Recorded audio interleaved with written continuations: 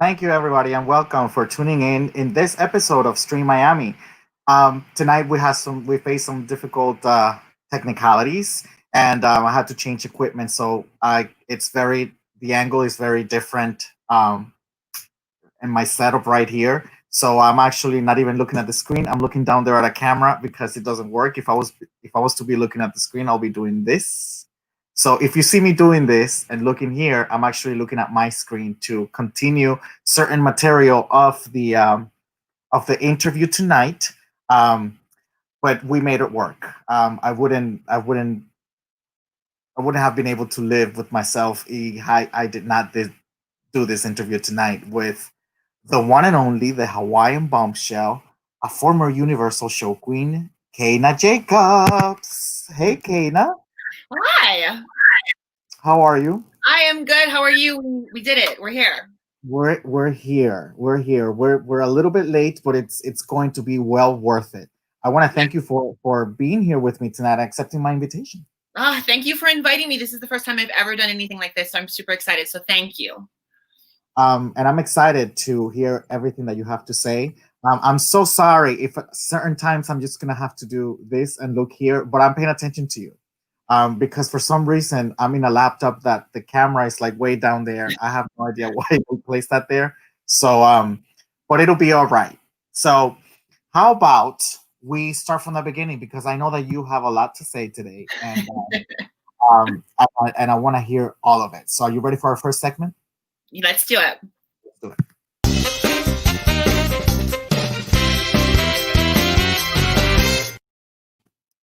So tell me about you. Tell me who are you? Where are you from? Give me the basics of Kana Jacobs. Siblings, sisters, brothers, favorite color, all of that good stuff. Okay, so Kaina Jacobs. I'm from Hawaii. I just recently had a birthday. Just turned 40. Yay!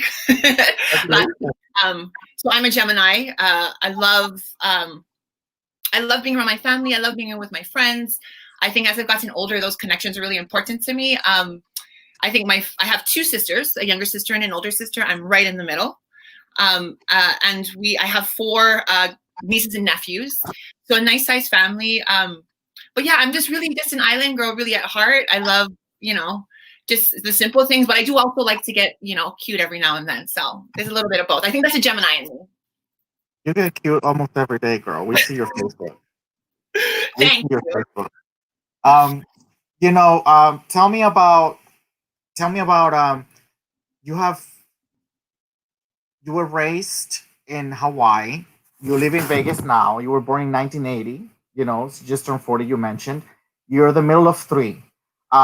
Your older sister is very much older than you. And she was like a second mom to you. She always had that protectiveness over you and your other sister. And she always has that motherly approach to every single conversation, the guidance, the perspective, all of that. And that you mentioned to me that has definitely not changed. Do you appreciate that side of your sister, or would you prefer it to be just your sister? You know what? I appreciate that side of her. And I think I appreciate that side of her because it's always been kind of like a pillar for me to come back to. She has way more experience than me. And she's, there's a 7-year difference between her and I. So even when we were little, she really was a more nurturing figure. And then as I kind of grew up, she was actually probably the first female role model that I was like, oh, she's beautiful. I want to be like her. Like there were so many levels that my sister inspired me, but by the same token, she really did guide me. She was a huge force in who I am today, just like all the other women in my family, I think. They played a really big part about how I became what I became today. Your younger sister, she passed away just recently, a couple of years ago, when she was just 36 years old. And there were many things that you struggled to understand about your sister's perspective, and how she saw things. You did mention that as a family unit, you all learned a lot going through this, the loss of your sister. What in specific did you learn with this experience? I think as a family, it was something that we weren't expecting. So it was fairly abrupt. So I think we all kind of grieved as a family, and it kind of taught us. It was almost like a reset button, so to speak. In losing her, it almost was like we had to reset. We had to find our center again, and I think beautifully, because of that, it all brought us closer together as a family, and it changed our perspective on how, you know, we chose to move forward from that moment. I mean, it was rough. I mean, I still miss my sister to this day. She didn't mean a lot to you. Did you? Is there anything that is memorable to you about your sister? My sister forgave so quickly. Like, she could never hold a grudge. I mean, as bad as things, as bad as you or mean to her that you were, if you were, you know, if you hurt her, she never held on to a grudge, and she forgave very quickly. You know, so much so where one minute you could be angry with you, we could be angry in each other's throats, and then the next minute we're, you know, figuring out where we want to go to eat, or you know, what we want to do next together as sisters. So that's always something I think that, I mean, out of the three of us, she always had the biggest heart. My younger sister always had the biggest heart, and I know my older sister will say the exact same thing. You always felt different, Kaina. You have mentioned to me that you know you were that kid that never wanted to go swimming without a shirt on. Tell me about that. Yeah, I just, when I was little, I always knew I was different. Like, from preschool, always knew I was different. I think I remember in preschool when we would have the opportunity to play house, you know, I always went for the apron. I always wanted to play the mother. I always wanted to cook the dinner. Like, it wasn't, and it just came natural. So I always felt different, in the sense that, you know, I always identified with things that were more feminine. Likewise, swimming for me was, when as a kid, I hated swimming without a shirt on. Like, it didn't feel natural to me. I felt like I was overexposed. I needed to cover myself up. So yeah, yeah, I hated swimming without a shirt on when I was little. There was a specific episode when you were at the beach house with your dad, and you wanted to be covered up. Tell me about that a little bit. Yeah, I remember it clearly. I must have been maybe like 3 or 4 years old, and it was a family gathering, and the entire family was at this particular beach house. And we had just come back from being at the beach. So, you know, I was with my dad. He was rinsing me off in the shower, and, you know, we were getting cleaned up. And, and I remember very clearly that when we were done, there was only one towel, and that was for my dad. And I didn't have a towel. and I remember standing there and throwing a fit because he was like, well, just walk, you know, walk across the hallway. We're going to just walk right across the hallway to the room. You know, no big deal. And I threw a fit because I did not want to walk out of the bathroom, even just across the hallway, because I knew all my cousins were sitting out in the living room. Didn't want to do it naked, to the point where he had to actually pick me up, carry me, and go across the bathroom together. And it always stood out to me because I think I had to have been maybe 3 or 4. Right. And I just never felt comfortable at that age. Were you bullied? Were you bullied at school? Oh, a lot. I think I was always soft and feminine, even when I was younger. So it made me an easy target, and I was not confrontational either. So it wasn't like when I was little and being picked on that I was actually fighting back. I just kind of internalized a lot of that. And yeah, like, all throughout elementary and when I was a kid, that was kind of the usual. Who's going to tease me today? You did mention to me at one point that you're glad that bullying did not make you bitter. You know, what do you mean by that? I think what it made, what that experience taught me was it made me able to identify when you were in a position of being bullied. Like, when you were the one being picked on, it helped me to kind of understand what that feeling felt like. And rather than internalizing that and kind of allowing that to weigh me down, I think I looked at that kind of as like, well, you know, if I ever was in a position of power where I was the one who had to make a choice, if I was going to bully somebody or not, I would always remember that moment and remember that, you know, why I would choose not to do it, because I would never, you know, want to put that kind of darkness out on somebody else. And I think that's why it didn't make me bitter. It made me hopeful that one day all this was going to be, you know, all the bullying was going to be worth something. You did say something to me that I thought that was just amazing to hear. You said, one day I'm going to grow up and I'm going to be beautiful and powerful. And that was your hope. That's what you lived through it because this was on your mind. You do have a soft place for people that are starting, in this industry, in this business. Um, our community likes to eat their young. You mentioned. Um, so, tell me about this soft spot you have for the newcomers. I think it because it stems from being picked on when you're younger. That like I think that I have this soft spot because it takes a lot of courage. You know what I mean? It takes a lot of courage to really step out and be your authentic self. And it's a really vulnerable place to be. And I think sometimes, nobody can be more cattier than the queens. Like we have cattiness down pat. Like we know how to be petty. So I think that, it there's a soft spot for me because when you're first entering into that space and you're first walking into that and you're the new girl, it could go all kinds of ways.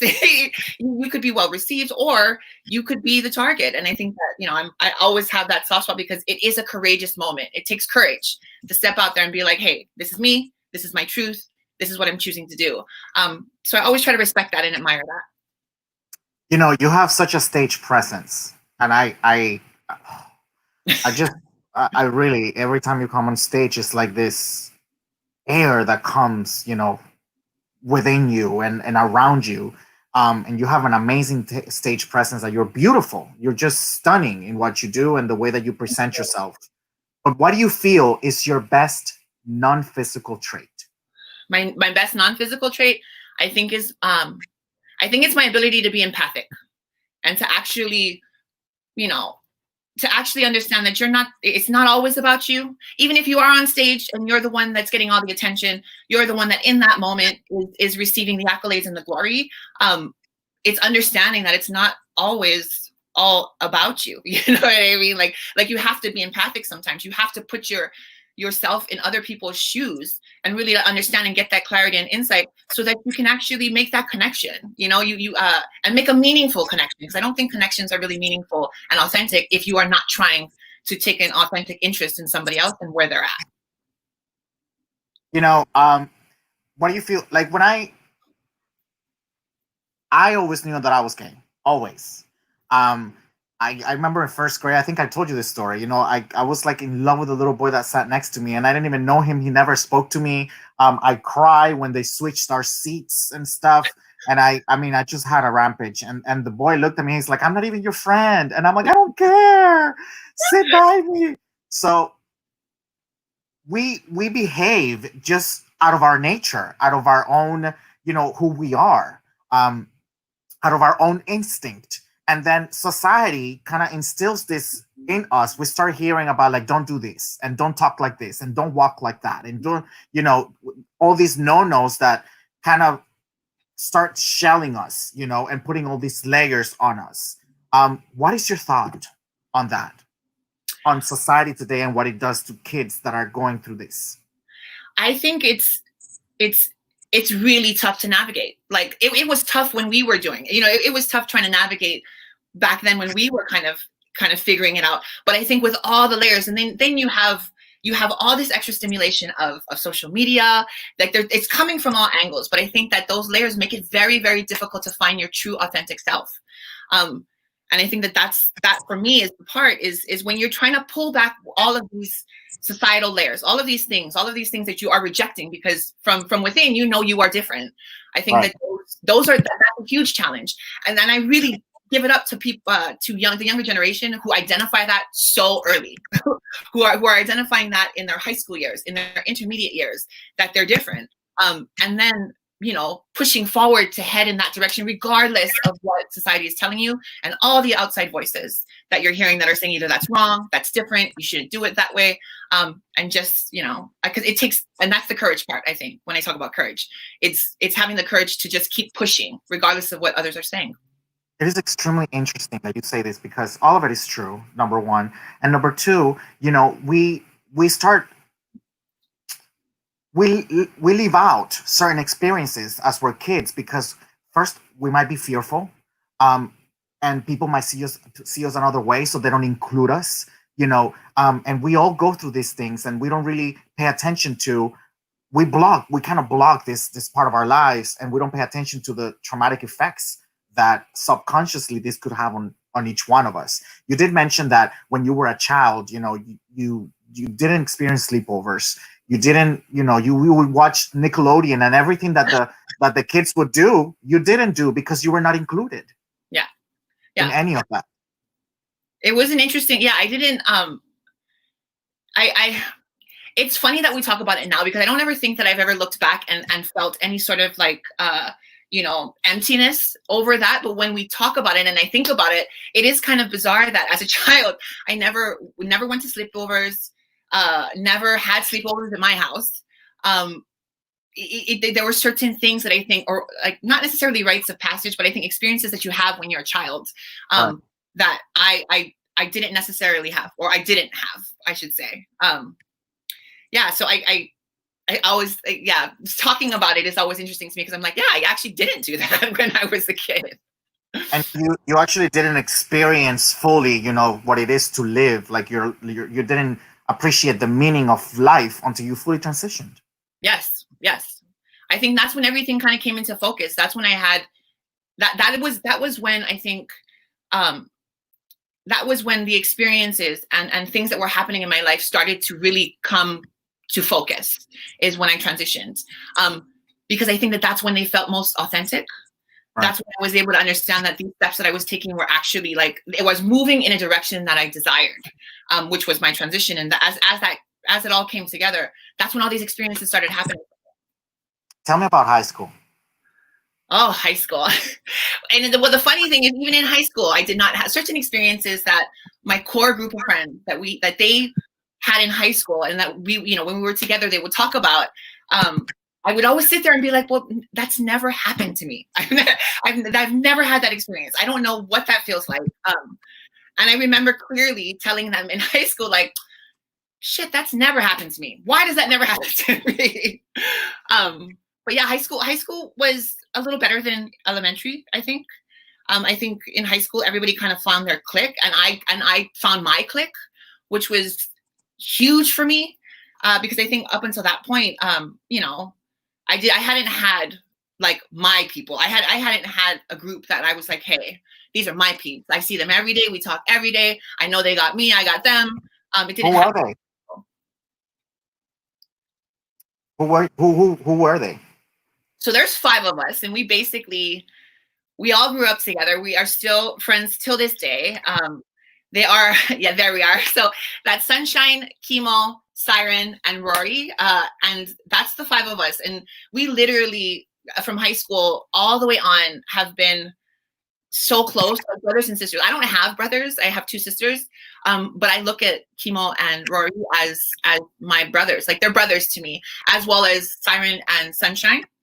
Those are my sisters. And the really interesting thing is, those of us, when we were back home, who were familiar with us, we were such a tight group of brothers and sisters that they always referred to us as brothers and sisters. They knew that we were the 5 that graduated together. And they referred to us accordingly.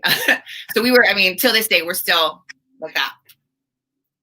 And there's an anecdote about your graduation pictures. Tell me the story. This is good. Okay, so, and they're going to laugh at this, because the 5 of them already know this. So in high school, for my senior portraits, I decided I was going to take my senior portraits in drag. Oh, you're brave. And I remember telling my parents specifically, I was like, hey, I am going to save my money. I'm going to pay for my own senior portraits. You don't need to worry about a thing. This is what I'm going to do. I'm going to do it. I got this. Because that's what I wanted to do. I wanted to take them in drags. And so I did. And the crazy thing is, I think with every girl that comes out, those first pictures, you look at yourself and you're like, damn, I look good. I look good. And then you look back, like, maybe even like 2 years later, 3 years later, maybe not even that long, like, apart. And you look back, you're like, holy shit. That was what was I doing? Huh? Yeah, that was me. Yeah, totally me. Well, you had 2 sets. You had a boy set, and then you got a set up in drags. I did. I had a boy set and I had a drag set, and there were certain pictures, like the family got the boy sets, and certain friends in high school got the boy set, and then everybody else got the girl set. That's incredible. I've never even heard that before. Yeah. That's incredible. Maybe people do it now. I don't know. I'm not connected with with any seniors right now from high school, but I that's amazing to me because I remember when I mean somebody I would have never expected that from anybody from my from my class. Um, so what was your older sister reaction towards this? I think, honestly, I think my sisters were like, it's about fucking time. Like now you can stop taking my clothes, you can stop taking my bras, you can stop, taking my makeup. They were like, oh, it's about time. So how old were you when you first went to the gay club? I was 17. Actually, no, I was 18. I just turned 18. Just graduated from high school, just moved out of the house. In with my 5 friends. We moved in together, and there was another friend of mine who was going to this club called Venus, and it was a gay club. And so I went with him, and that was my first experience. I went in drags, actually. That was my first time ever being out in drags and actually going into a club and being in the scene, quote unquote. And I remember going there and just like being enamored by the whole like this is it. Like I walked in there, I remember seeing everybody being like, wow, these people are like me. Like this is my crowd. These are my people. And yeah, I walked into that bar, and shortly after that, like that was it. I pretty much grew up in that bar. Who was that person that you first saw that you said, well, this is exactly who I want to be. Like this is what I want to do. Who was that person? That person for me was Yoshiko Shiro. I think the first time I saw Yoshiko, he was performing with the Paper Dolls, and they were at Venus. And when she came out, I remember just standing on the side and just being like, no way. like really? Like, no way. And just being completely enamored by her presence, even her offstage presence. Because that, like, Yoshiko is very, that's a lady. She's a lady. So I think that, like, when I saw her, I was like, holy shit, this could be done. This is something that can be done. What was it specifically about Yoshiko? I mean, she's beautiful and so talented. I think what it was that for those who have seen her perform, there's something about Yoshiko that she's not a huge dancer. She's not, she doesn't get into the pantomime deeply, but there's something about her that is magic, that when you see her, you just cannot help but either be gagged by her beauty or just completely enamored by the fact that she is one of the girls like us. Like, she till this day, when I see her, I still am just like, man, she is amazing. You mentioned that she was performing with the Paper Dolls. Tell me what that is. So the Paper Dolls is probably the most prestigious revue in Hawaii. They were like the top of the top. Yoshiko was a part of that cast, as well as a lot of very seasoned showgirls, and they were a tight group. The Paper Dolls were probably one of the most prestigious casts in Hawaii. But those girls were tight. They crafted together, they rehearsed together, they had group functions together, and it was a sisterhood. And anybody who was privileged to be a Paper Doll or even be a standing guest artist on that show really benefited from it. I mean, there's so much that I attribute to that show that has made me the entertainer today. You participated. You were a member of the Paper Dolls cast. Yes, I was. Mm-hmm. And also another cast that was called Gender Benders. Yes. Mm-hmm. So that basically kind of groomed you, on stage, and performance. Tell me an anecdote that you remember most about those times performing with the Paper Dolls. It's the backstage for me. I think backstage is where, I mean, I have never laughed so hard at just so many things happen backstage, but the type of things that just made you lose your shit when you just laughed. I mean, whether it was a girl coming off stage and for whatever, some sort of reason, she's coming off stage, she's feeling herself, but then her wig is a little crooked, and then we're all falling out. You know what I mean? Like, we're all falling out because she did the whole number like that. But it was that kind of camaraderie, and those are the stories that I think bond us to this day. And even when there was falling out amongst girls, those are kind of funny too. Like when we look back on it, the girls who are not talking to other girls, or you're upset because she did your song and you wanted to do it the next week. Those little back and forths. I think those anecdotes make it so memorable. Let's talk about your grandmother, because she was extremely special to you, and she passed away 2 years ago.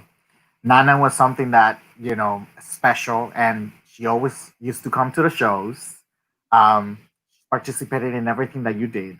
And your grandma's passing affected you greatly. But tell me a little bit about her. Oh my gosh, my grandmother was amazing. I think, get a little emotional. She I think understood me in ways that were so amazing to me, because there were so many things that she had not experienced, just generationally, having that generational gap. But there was something about how in tune she was when we were talking about things that maybe she knew nothing about. And her input and her advice, her guidance always resonated so clearly, even if we were talking about something that she had no idea.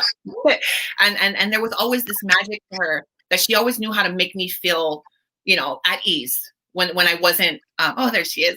Make me feel at ease about my path, especially being, at the time the only trans member of our family. She was really a backbone for me.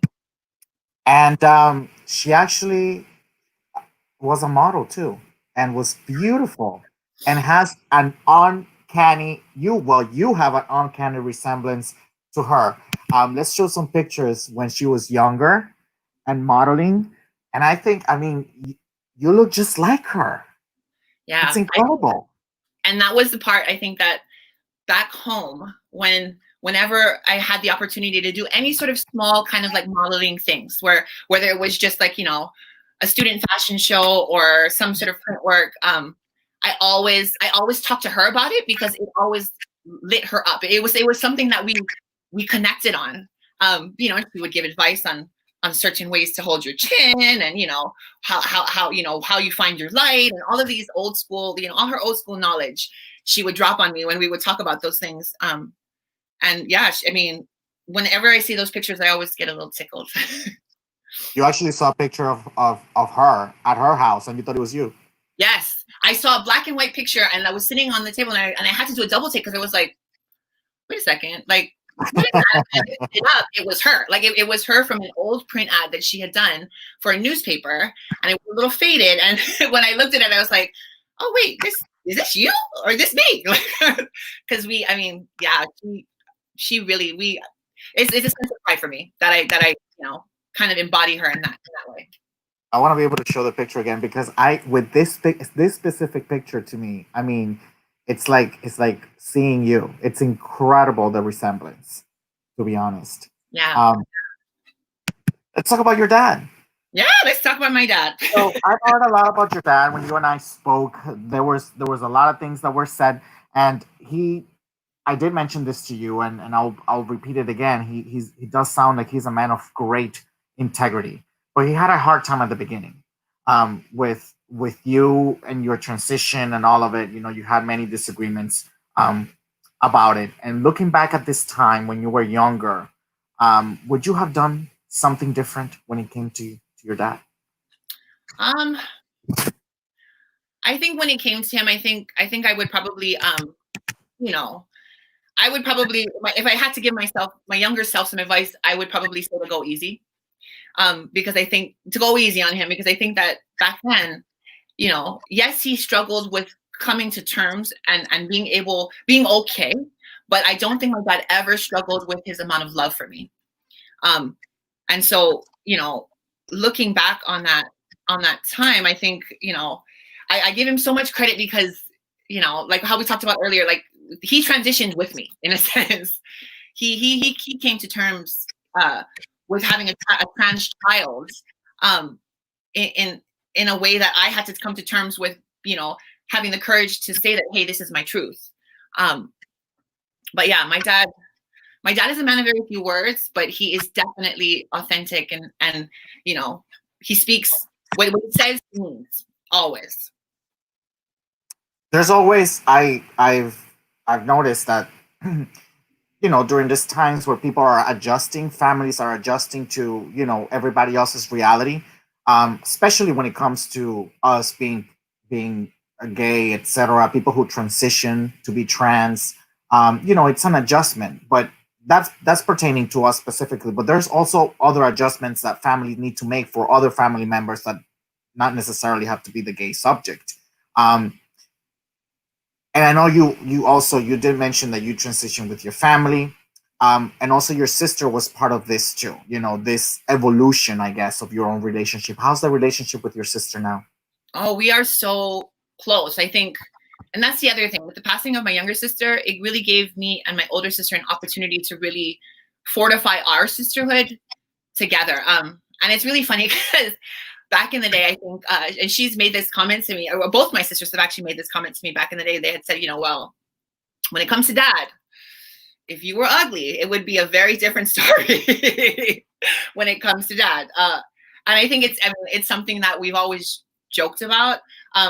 But I've never once for a second ever doubted my sister's support for me. She was probably the most loyal person that I know. And yeah, we are thick as thieves. Are like it. I can't say enough great things about my older sister because she really does mean that much to me. And this is your sister in the red. Yes. And who's the other beautiful young lady? That is my niece. Anna. So yeah, that's 3 generations of girls right there, or 2. Excuse me, girls. Those are just stunning. I love this picture. Oh, thank you. Actually, she has two.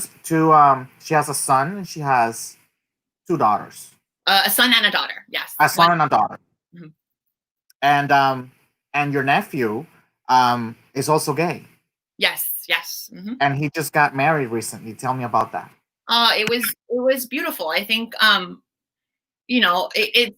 think as an aunt, when you see your niece, like when you see the next generation kind of coming into their own and kind of creating their lives and growing into adults, I think as for someone who does not have children myself, it's a special moment. I think it's a source of pride that you see this life from a baby grow all the way up into an adult, and then is now creating the life that they see for themselves is something that I think is amazing. Actually, this nephew and this niece, which are the oldest ones, are the only, because you have other nieces and nephews, but these 2 are the only ones that actually met an uncle and then adjusted to meet an aunt. So how was that? How was the adjustment for you, and how was the adjustment for them? I think the adjustment for me was weird. I think the adjustment for me was probably more weird than it was for the adjustment for them. But I think that it was weird for me because it was like, well, okay, now it's auntie, you know what I mean? But the 2 of them never ever made me feel, like it wasn't even ever a thing. They've always, I've been so lucky. My family has always been very supportive of me. That's beautiful. What do you mean about your family transition with me? Can you explain to me that a little bit? I think I say that because it was a learning experience for everyone involved. Everyone in the family. They had to learn how to, I had to learn about transitioning and kind of becoming my authentic self, but then they too were learning how to deal with having a trans sibling, how to deal with having a trans child, a trans aunt. And kind of what the boundaries were and what was appropriate and what wasn't appropriate. I mean, at the time, it wasn't like there was a lot of information out there to help guide someone who wanted to learn about the trans experience or the trans lifestyle. Unless you knew a trans person, then you didn't really know what was going on. And for my family, they didn't necessarily have, I didn't have a trans aunt or anyone in the close circle that could help my parents. So, thank God that they were willing to take the ride with me and my family and really learn and transition with me. And I think that's why I say it was a family thing. That's amazing. You have a gorgeous family. Congratulations. Oh, it's so important to have just a family nucleus that supports you. I think people are highly likely to succeed in other ways, when they have a support system like that. I wanna start talking to you about your transition and the pageants and all the gigs and all of that. So let's move on to the next segment, Real Talk.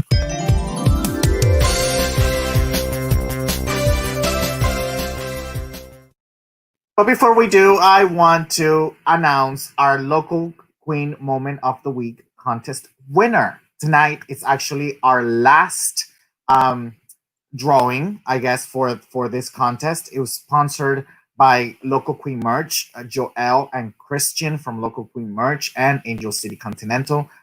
They graciously just supported my platform and created this contest for all the entertainers to get some additional help in some money, just to kind of also highlight our platforms and what we do. So the last winner and this week's winners for Local Queen Moment of the Week are Junior Roberts and Pataya Hart. Yay! Congratulations. Congratulations. That means these ladies have won $50 each, I believe. I'm not sure. I think so. I'm horrible with that. I have a horror.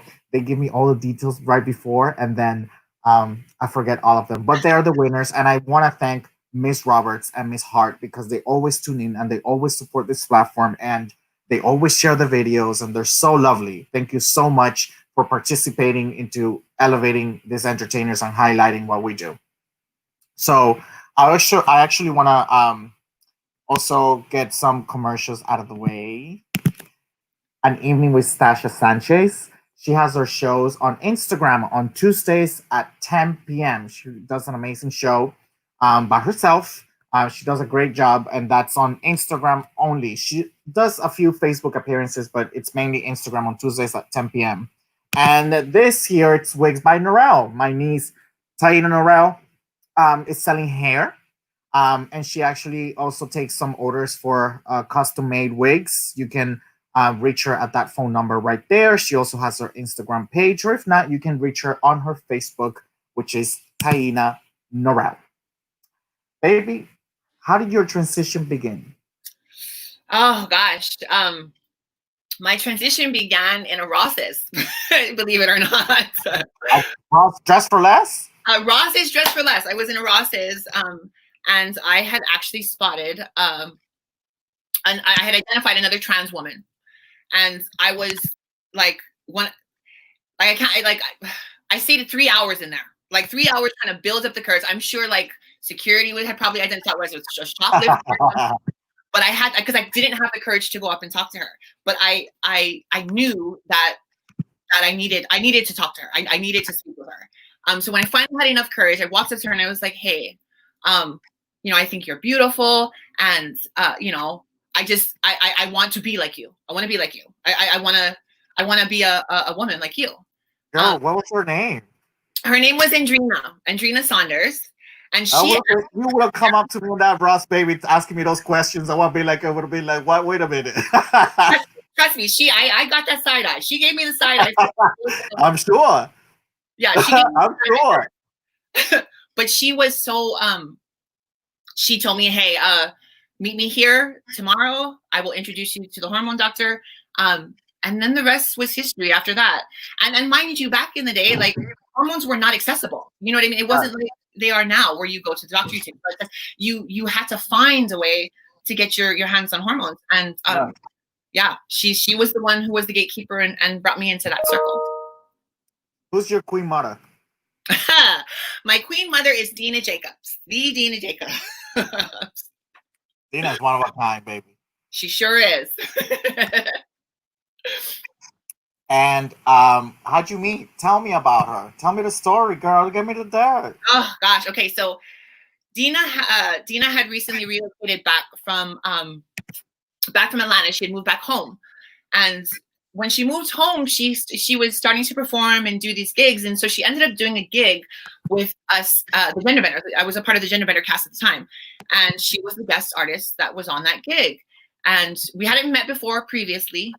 And then when we finally saw each other, she just basically like scooped me up, like took me under her wing and was like, "Hey," like she saw potential. Like she saw a lot of potential in there, and I think that she took it upon herself to kind of expose that. And the rest is history. I mean, she's the reason why I, went to Gay US of A and started running pageants, and then kind of honed my skill as a drag entertainer. it was a lot of it was because of her. Even moving away from home, I give her credit for. I can picture her approaching somebody and looking you up and down and saying something. Oh, That's exactly what it was. That's exactly what it was. What did she say to you? She said, who's your mother? Like, who's your mother? You get one mother. Like, very in slant and like just matter of fact.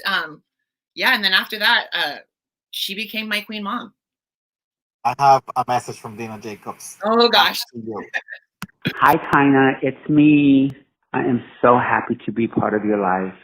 You don't understand how wonderful of a person you have become. Yes, we've had a few rough spots, but that's all under the bridge. You are beautiful. You are talented. Your family back in Hawaii is so proud of you, and your family in the mainland is extremely proud of you. There's something that I have to tell you that I feel that you already know. Meeting you back at Universal Show Queen, I think it was 1999, was one of the best meetings I ever had in my whole entire life. You taught me as well as I taught you, and that cannot be. You can imagine how good that feels for me. I've seen you grow exponentially into this beautiful woman, and just don't stop growing. Be like the redwood tree and just grow forever. With all my spirit, my soul, and my heart, I love you, and I'm very proud of you. Kaina Jacobs. Everybody remember that name because it is going to be big. I love you, baby. God bless you, Mom. Oh. So of course, she loves pageants, and if you're her daughter, you had to do pageants. Yeah. I mean, there was no questions about it.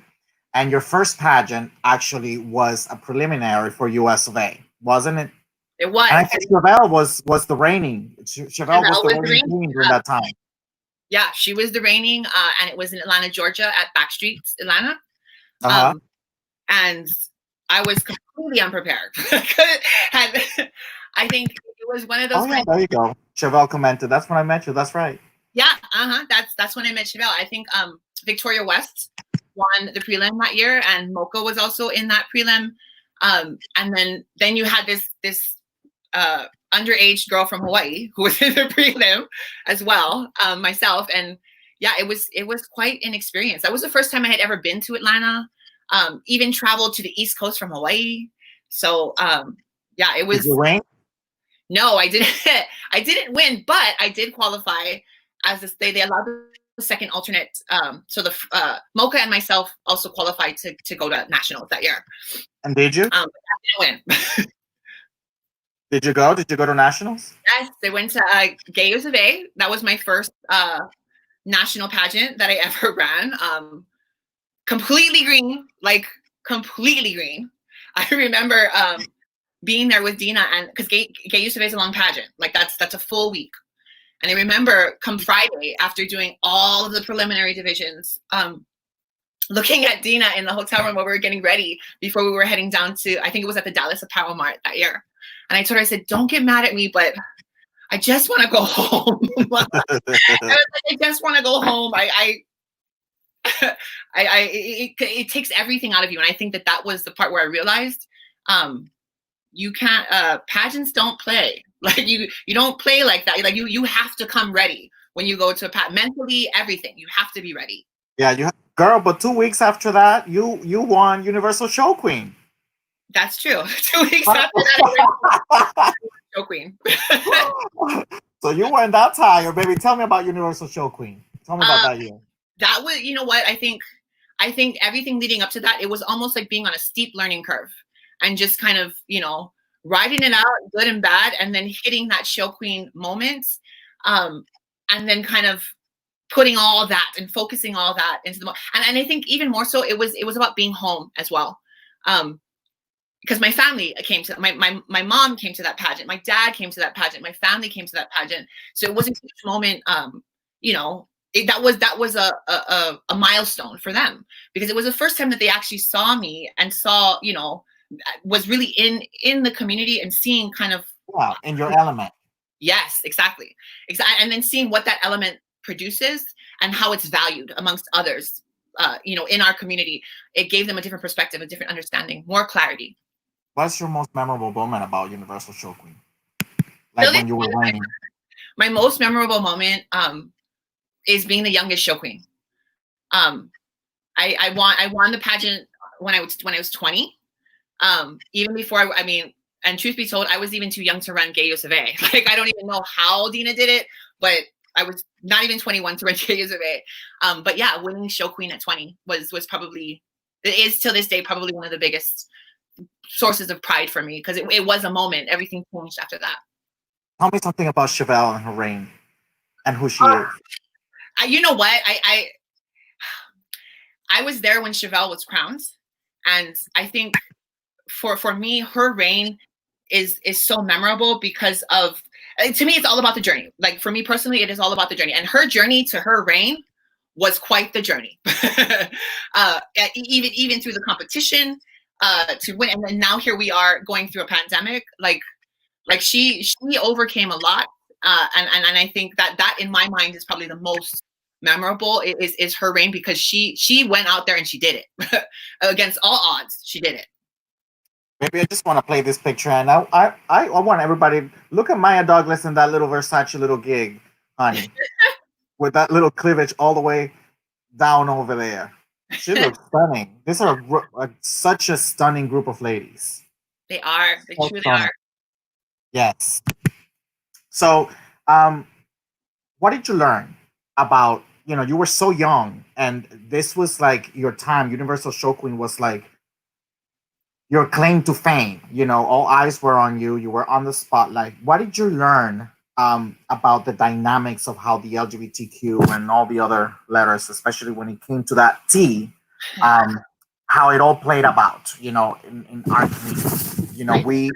We have some great aspects as a community, but sometimes not so many that are not so great. So, in your own words, in your experience, in a personal opinion, what is one of those not so great ones?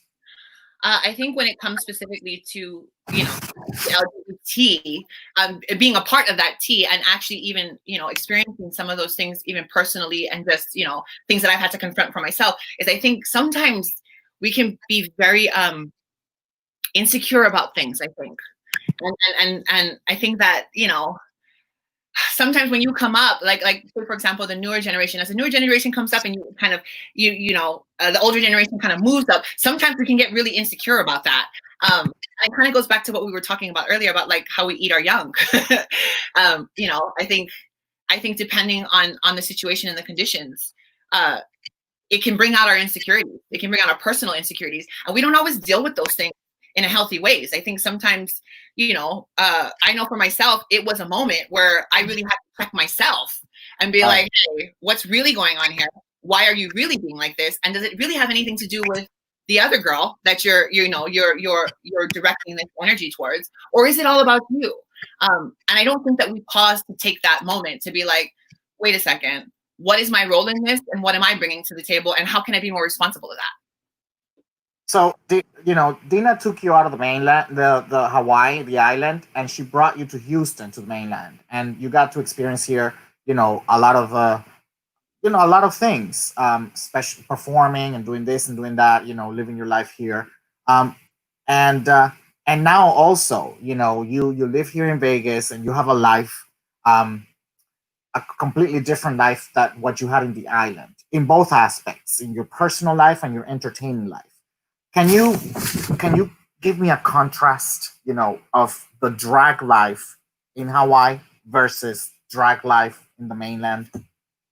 Yeah, I think in Hawaii, because Hawaii is an island and it is a small community, and everybody's in close proximity to one another, I think that there is definitely a strong sense of sisterhood back home in Hawaii. Even if you're not on good terms with somebody within the community, it is one of those tight communities that if somebody outside the community was to, attack this person, the sisters huddle. They all come together. And that's something that I think, is very endearing for me coming from Hawaii, is that sisterhood is a real thing. It's something that, I think is comforting for us. And even to the point where those of us who leave Hawaii and come to the mainland, we find our camaraderie and our sisterhood, even if we're not home. You know, like Sasha and myself, like that sisterhood finds a way, and that connection is always there. Not to say that that's not the case in the mainland, but I think that there are more cultural crossings on the mainland that, you know, change the culture in a way that maybe that particular piece that works for Hawaii might not always work, you know, in other regions across the state or the drag is not your full-time life. No, it's not. No. You have other passions, and you have, you know, a personal life too that takes most of who you are and what you do. Tell me about it all. What do you do? Because we see your social media, girl, I see your social media, and every time you're about to go to work or you're about to go do this, you take that picture in that mirror, and you're always just done. So what do you do? Tell me about it all. Tell me about your personal life. You got it. I am really proud to work for a cosmetic brand. I'm Anastasia Beverly Hills, who are a corporate sponsor of Drag Race. So I really like it.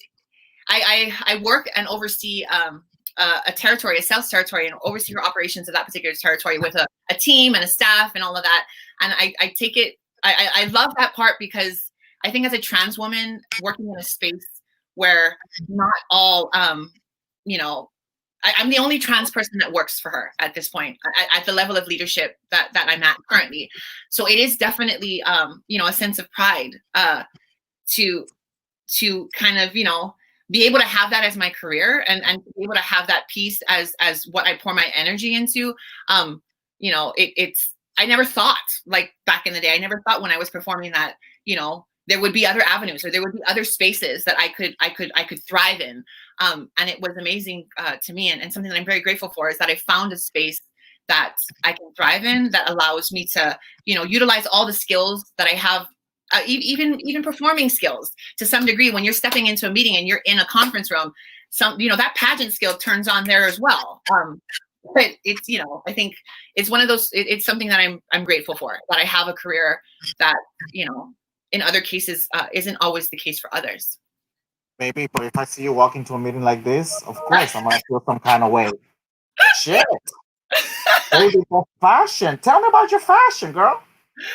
You know what? It's I get a lot of my style sense from my grandmother, to tell you the truth. I mean, don't get me wrong. She would have never walked out of the house with a plunging neckline and stuff like that. But I think her ability to put things together, both, you know, high end, low end, thrift store. She was a great thrift store shopper. And I think that that's a part that I definitely get from her is the mixture of things, of, you know, going into your closet and creating. I think that that's how we express ourselves, is through our fashion.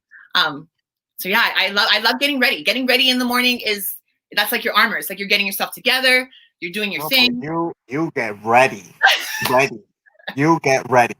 I want to talk about Continental, but before I do, I want to make sure I give a shout out to Chevelle Brooks and the Boom Boom Room. It's on Wednesdays. If you have not seen it, you must. I'm sure you've all seen it because she's just amazing, and she always gets about 350 something followers, which is what I need.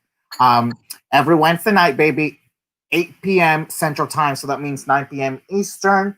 Chevelle Brooks last night had Desi Andrews and Michael Silas, and they were just amazing. They were just great. So make sure the next week, I don't know who the guest is next week, but I'll let you know, baby, on Tuesday. My auntie Desiree DeMornay has her shows on Tuesdays and Saturdays. This coming up Saturdays at 5 p.m. Mountain Time. So that means 8 p.m. Eastern. And going on now is Tasha Long as Yolanda Adams with special guest Naomi Onaisis Knight. So not yet, but after this show and after I'm done with my interview, we can go and support Tasha Long because she does a fabulous job. So before I talk about Continental, let me play a message from a Continental sister that loves you very much.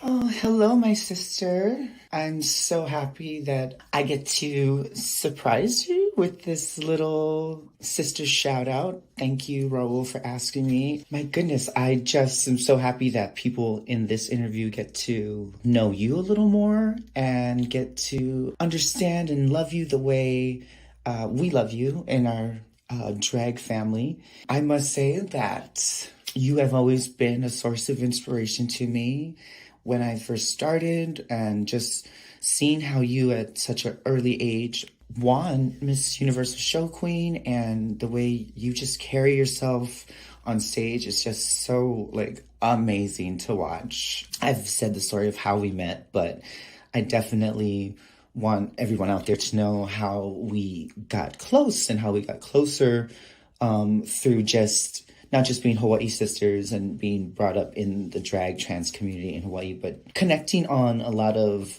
deeper moments and our love for spirituality. And it's very rare to find someone that speaks your language and like just gets you, and you can feel comfortable talking about your biggest fears or, you know, your wildest thoughts. And I know we've been there for each other, and I love that so much. I get so happy when I think of you and I hear your name, and I'm so glad to be going on this journey with you, sister. So I hope you have a wonderful time, and I'm so excited that everybody gets to know you a little more. And I love you. Oh, my sister. I love her so much. Love her so much. Tell me an anecdote about Sasha.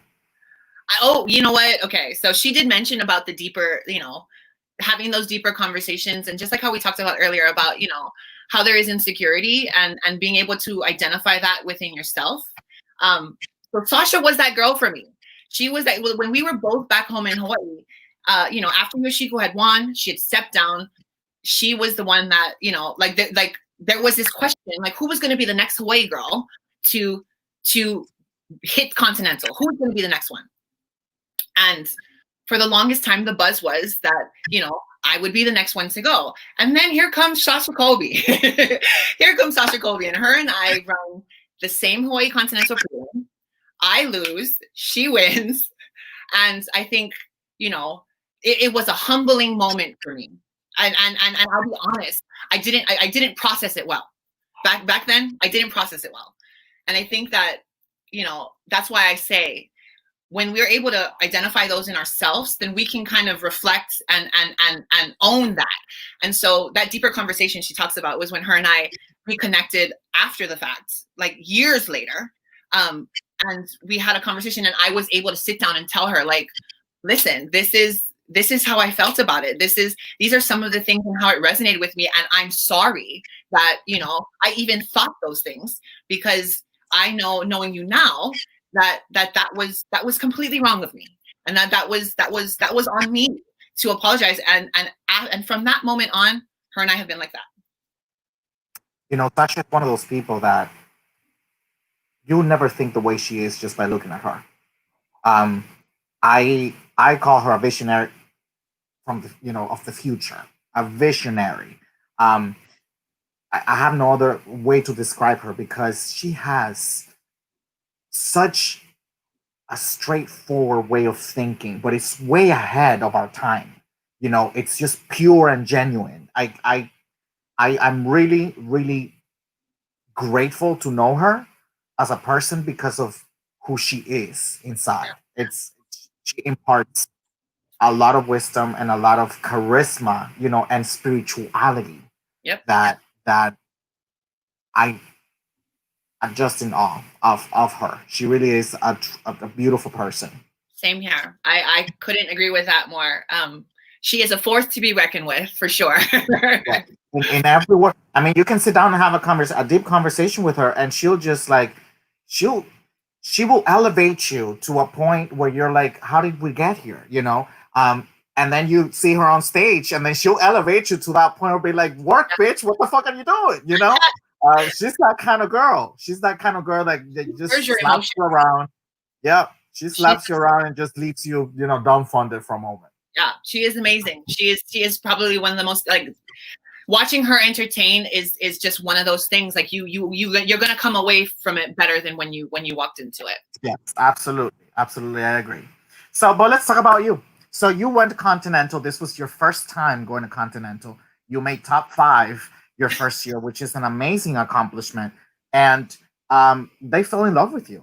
But you did mention that it was a full circle moment for you. Explain that to me. yeah, it was a full circle moment because I think, you know, had you asked me, you know, 3 years ago, you know, are you going to run Continental? I think my answer would have been very different. I was completely in, you know, trying to build a career and all of these kinds of things that took me completely took me out of drags. It took me out of pageants. My focus was somewhere else. But I think that the full circle moment was beautiful in the sense that Continental was always there, though. You know what I mean? Like every time I saw a picture of who won Continental that year in that time span where, you know, I wasn't really connected to the drag community, you still get those feelings when you see it. You're like, oh man, Continental, or you see videos or clips. You cannot help but, you know, once a pageant girl, always a pageant girl. You cannot help but feel those feelings of being inspired by seeing something and wanting to do it too. And it was just the perfect timing, I think, for everything to kind of come together and to actually do this. So yeah, the journey was amazing. I mean, the journey continues to be amazing. The Continental journey continues to be amazing. Tell me about the people that helped you get there. Oh gosh, we are a family, and I should take this opportunity to actually shout out to them now because they're sitting on there, they're watching right now. So Preston, of course. Just like how Sasha mentioned in her interview, such an integral part. And then you had former Continental Sasha. And then I think the part of working with Janet Jackson's Glam Squad, always till this day, I'm like, I can't believe it till this day.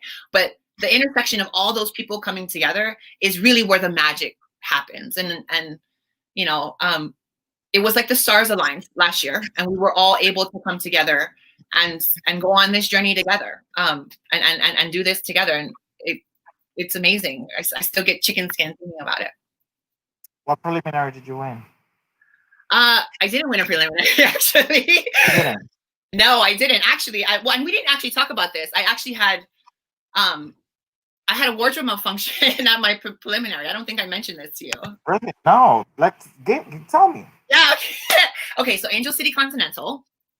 I came in first runner-up. I was first alternate to Roxy Andrews. But in that experience during talent, I had a wardrobe malfunction that left me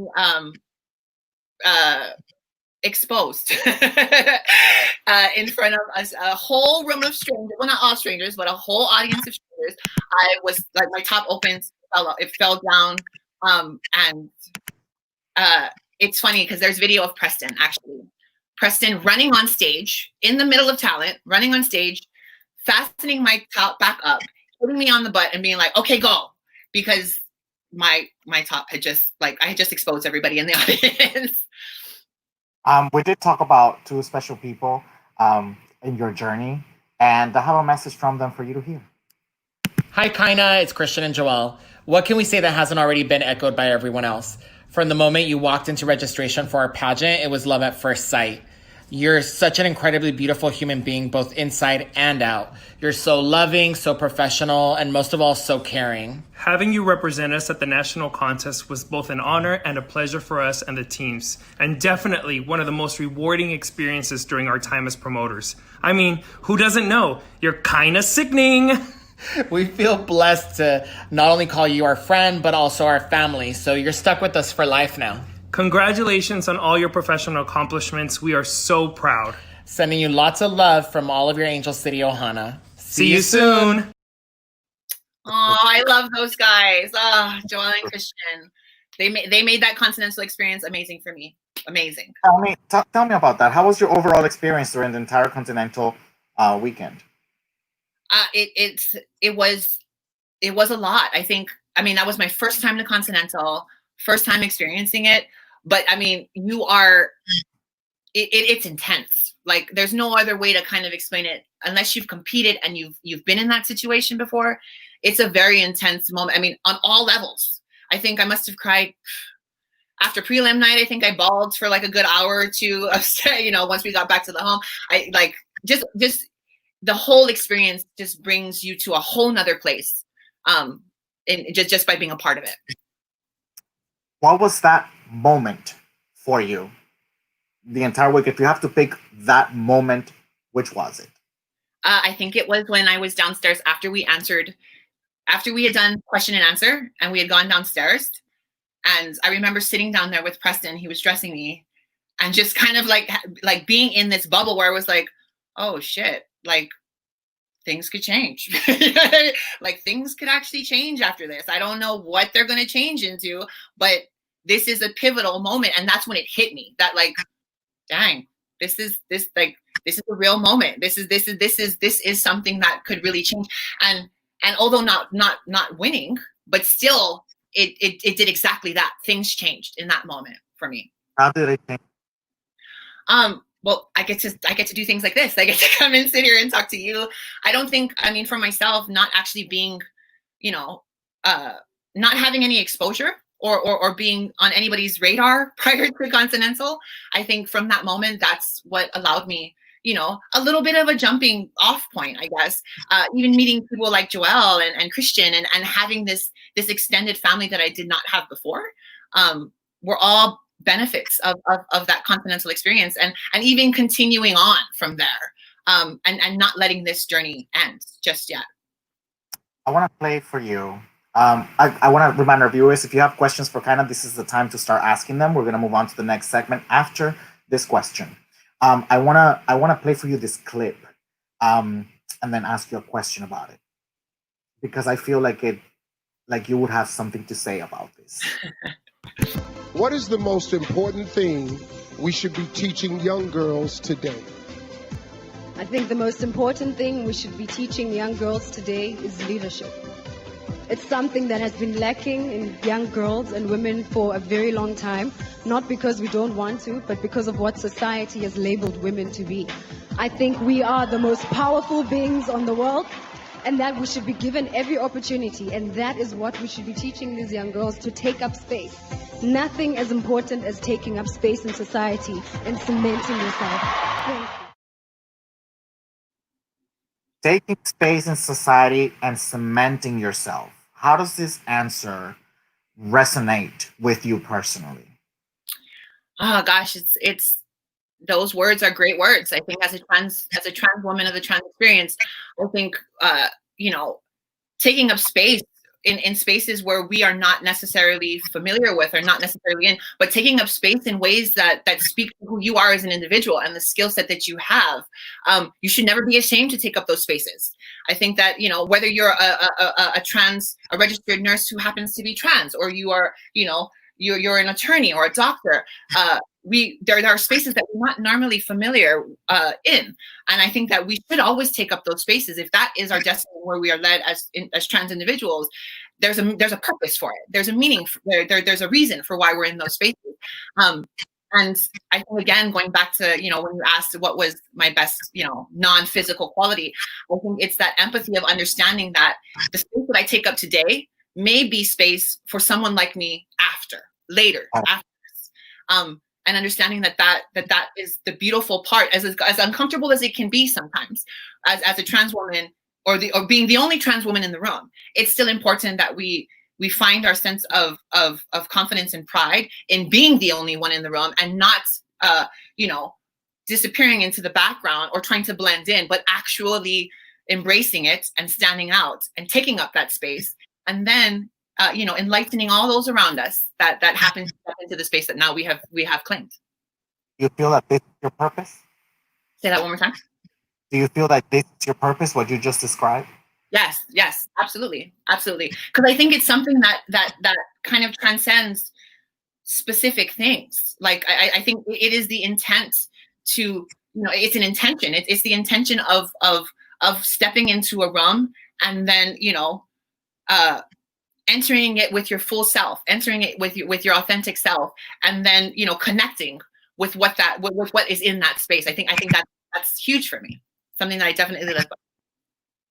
That's beautiful, and I commend you for it. You are so outspoken, so eloquent, and beautiful while you're at it. You show this elegance and this wisdom and intelligence when you speak about everything, that it's admirable. I really commend you for that, and I'm really proud that we have representation like you, in what you do in your personal life, in the professional life that you lead, and also in the entertainment stage. So I commend you for that. We're gonna move on to our last segment, People's Choice. So this is the time to ask kind of questions.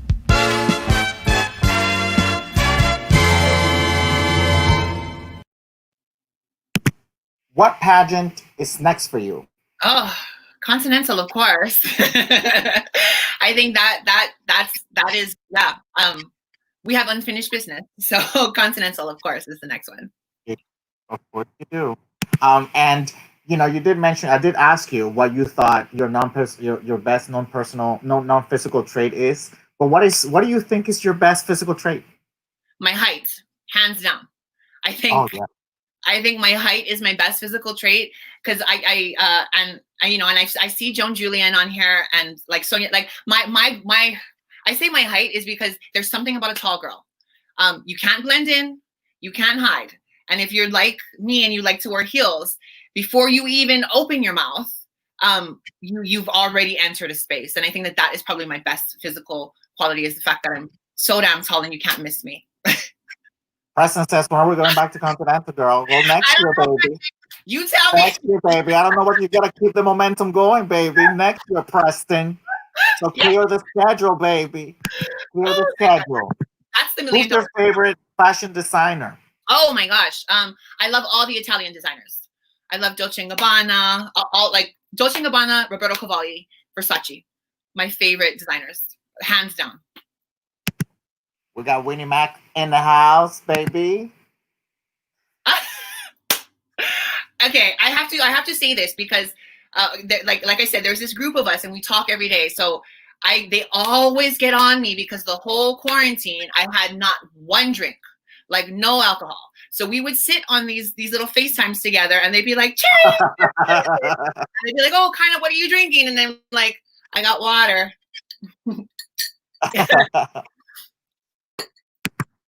What is your favorite thing to smile about? Oh gosh, there's so many things to smile about, but I think the most favorite thing, I think that I like to smile about is, when you see somebody winning, like on the smallest little things. Like just the other day, I saw somebody, dollar bill was on the ground, and he was so happy to he's like, oh, scored $1. Those are the things that make me smile. Like those little things, like the pure happiness of a moment, always makes me smile. Who's your favorite supermodel? Oh gosh, my favorite supermodel is actually Yasmin Gari. In fact, I think I posted a picture a few weeks back of Yasmin Gari and I think it was Stephanie Seymour. And I said that was Sasha Colby was Stephanie Seymour and I was Yasmin Gari.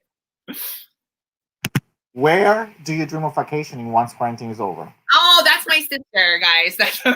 That's my older sister. I want to, well, and I think she knows this. I actually want to go to Italy. I've been trying to learn Italian for a while now so I can go to Italy and enjoy. We'll take one more until I ask my final question. What is your legacy? Oh gosh. I think I am still developing that legacy. I think only recently do I feel like, I think it was only recently when I really kind of came to a point where I was like, okay, I got my feet on, I got a career going. And I think now I'm at that moment where I'm like, okay, how do we direct all of these greatness that is happening in my sphere? And how do I leave something for someone after me? So yeah, I'm working on the legacy part.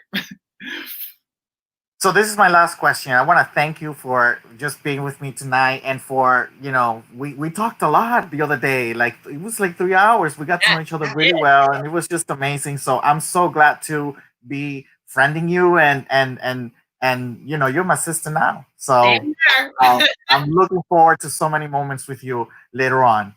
As an entertainer and as a trans woman, what can we expect from you? And what do you expect from us as a community?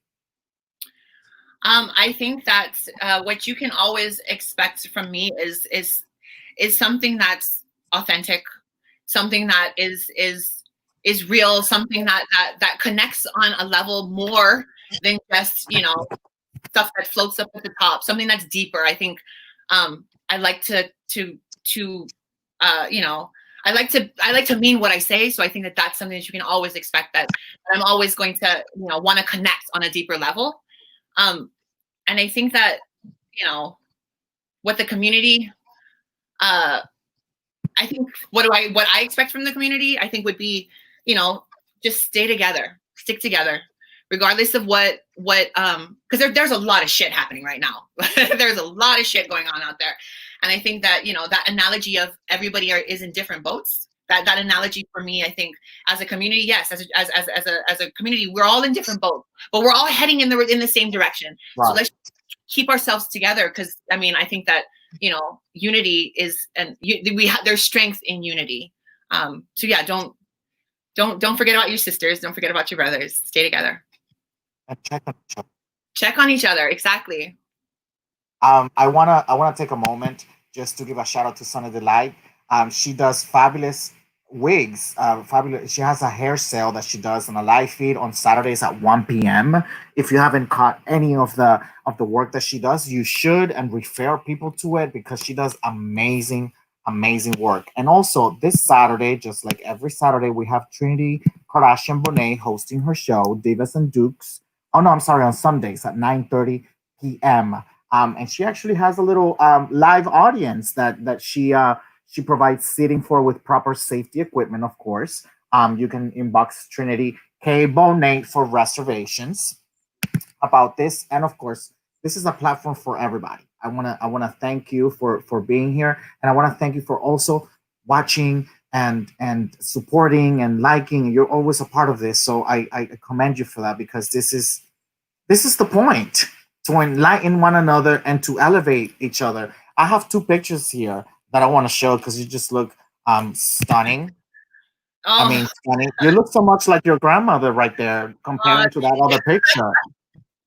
Maybe that profile is sickening, and then this one right here, baby. You just give me all the feels, baby. The entire fantasy. I want to be like you when I grow up. I do. Kaina, give me your last comment. oh gosh, my last comment. I think my like the take home, I would say, for everybody that's tuning in and everybody that's watching, is take care of yourselves, take care of others, and just, you know, we're gonna get through these trying times. Wherever you are on wherever your boat is right now, we're gonna get to where we need to go. Just, you know, we'll make it through this. I appreciate you so much. I'll give you a hug. I can't wait to see you, to hang out with you, and we'll be in contact with each other. I'll call you in a little bit, and we can chat some, and I can't thank you enough. I love you, and thank you for being here.